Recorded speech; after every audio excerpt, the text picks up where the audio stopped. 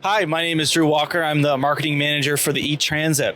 What we have for you here today is a high roof, long wheelbase, extended length version of our E-Transit as part of the 2022 model year. As you can see, it looks very similar to a traditional gas transit, but there are a few notable differences I wanted to walk you through.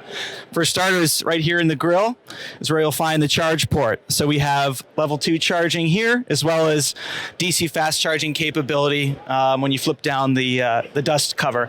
We can do 11 kilowatts of power on the AC level 2 charging and 115 kilowatts DC fast charging. On a DC fast charger, you'll get from about 15% to 80% state of charge in 34 minutes or so. So it's a good way to fill up while on the go. Overall, the E-Transit comes with a 68 kilowatt hour battery pack. On the low roof models, that'll result in a target of about 126 miles of driving range. From our experience working with commercial customers and analyzing data from real world use, we've found that most drivers drive less than 74 miles a day in their commercial vans. And so we really tailored the E-Transit to meet the use of commercial customers, striking the right balance of capability and total cost of ownership. So we've already have over 10,000 orders for this vehicle for the 22 model year, and demand has been very strong. So, but I just want to maybe take you around the back of the vehicle and show you some of the interesting features back there, some of which are unique to E-Transit and some are part of our broader transit portfolio. So in the back, you'll notice there's quite a bit of standing room inside. 6 feet, 8 inches of headspace inside. Plenty to work inside if you need to get in and out of the van all day. This can be a mobile workshop or mobile office. We also have a new feature with E-Transit ProPower on board. So we've got 2.4 kilowatts of exportable power here. So 2 120 outlets, 20 amp rated. So this is great for running different kinds of power tools, air compressors, charging batteries for your power tools, things like that. So it's a silent operation. It really is a much more convenient way to run equipment while on a job site. You can control that through the back here, through the sync system, and set a range reserve to cut it off if you don't want to run down too low. Also in the vehicle, you'll notice some shelving here inside. This is actually a Ford Direct offering for shelving, so you don't need to work with a third-party company to get this installed. If you have basic shelving needs, get it right from the factory from Ford, which is very convenient. We also offer this flooring system as well, heavy-duty flooring, sealed bulkhead to divide the cabin area from the cargo area. All these things can be ordered directly with the vehicle and shipped to your dealer. From there, why don't we go around to the side of the vehicle and check out the interior.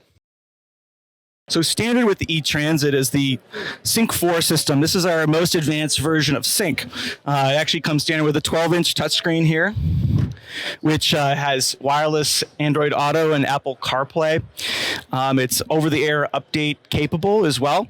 So the software and the experience will actually improve over time as customers use this product, which is very exciting. There's a lot of new driver assist technologies also included with E-Transit, including intelligent adaptive cruise control, which not only slows down when you come up on another vehicle, but also adjusts your speed based on the posted speed limits. Other things to note within E-Transit, we've got different drive modes here that are enabled by this smaller, lower profile rotary shifter here in the middle of the vehicle. That makes it easier for the drivers to get in and out. They won't hit their knees on a big stick shifter here, and especially when they're turning to get to the back of the van, having a lower profile cabin is a much more ergonomic experience. But we can enable either low or eco mode to increase the amount of regenerative braking in E-Transit. We still have 2 pedals, one for gas, one for brake, and we don't have one pedal driving, but that's because commercial customers are really most used to driving gas vehicles, and this makes for a very seamless transition. The amount of regen that can get used actually depends on which drive mode you're in and how the vehicle is actually operated. The final thing I wanted to mention here about in the vehicle is actually our Charge Assist app. And so E-Transit is actually the first vehicle to actually have a built-in public charging assistant application.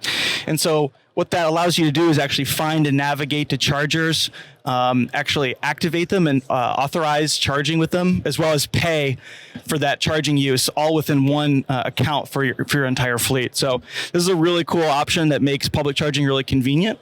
to complement other charging solutions that our customers use, where they're either charging at home or charging at a place of business called a depot.